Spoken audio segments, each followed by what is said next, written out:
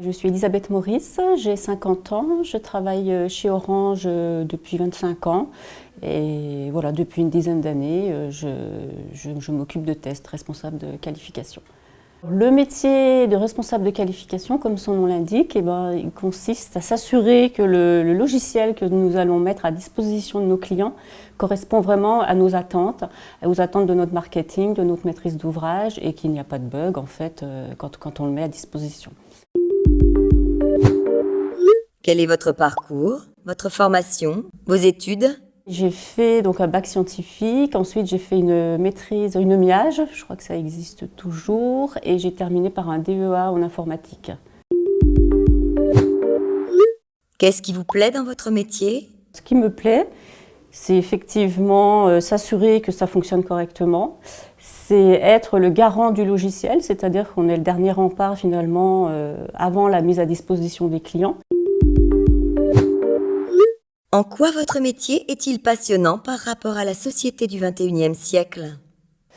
Alors, comme vous le savez, avec l'arrivée tout ce qui est GAFA, hein, donc le Google, le Apple, le Facebook et tous les autres, Orange doit faire face quand même à une concurrence de plus en plus accrue, des concurrents qui sont très incisifs et on va dire très dynamiques.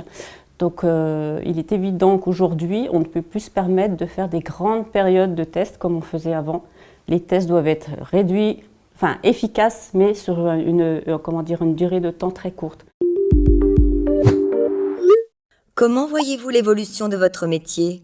C'est un métier qui a vraiment beaucoup de facettes, on peut vraiment s'éclater, on peut faire aussi bien du fonctionnel, vraiment connaître fonctionnellement ce que doit faire le logiciel, on peut faire du technique, on doit faire du technique avec tout ce qui est automatisation, mais également les tests d'interface, les tests réseau, les tests d'appel, enfin tout ce qu'on veut. Et il y a vraiment moyen de trouver sa place. C'est un métier qui devient de plus en plus technique, on a besoin de développeurs pour coder nos scripts de tests. Citez 3 qualités pour exercer votre métier.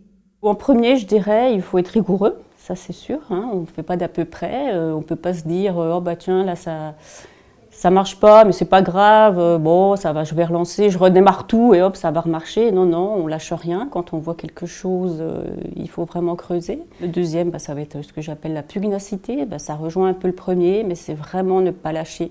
Moi, combien de fois ça m'est arrivé de tomber sur des bugs qui étaient tordus. J'ai passé 2 jours à essayer de trouver la cause, etc. Et effectivement, il y avait un réel souci, mais qui était caché, qui n'était pas évident. Et puis, je dirais l'an dernier, l'inventivité. Ne pas hésiter, au niveau de sa stratégie de test, à se poser des questions, mais vraiment à pousser le logiciel dans ses limites, je dirais. Alors que ce soit au niveau des données, au niveau du contexte, les tests aux limites, les tests, voilà.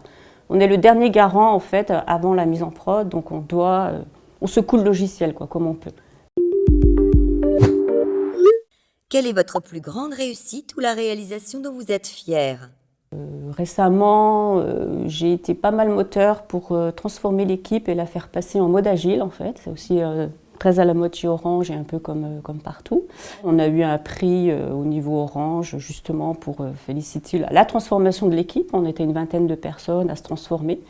Et c'est vrai qu'aujourd'hui on est en mode agile depuis 1 an et ça roule quoi. Enfin, c'est d'autres méthodes de travail mais qui portent leurs fruits, hein, ça c'est sûr. Auriez-vous une anecdote?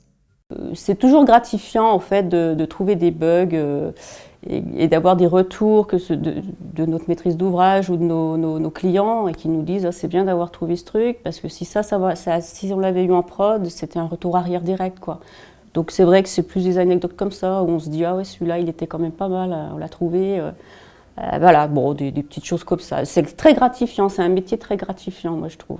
Parce que notre travail est reconnu et on compte sur nous, c'est nous qui donnons le go ou le no-go pour mettre en prod le logiciel. Donc, par contre, il ne faut pas se tromper, il ne faut pas raconter n'importe quoi.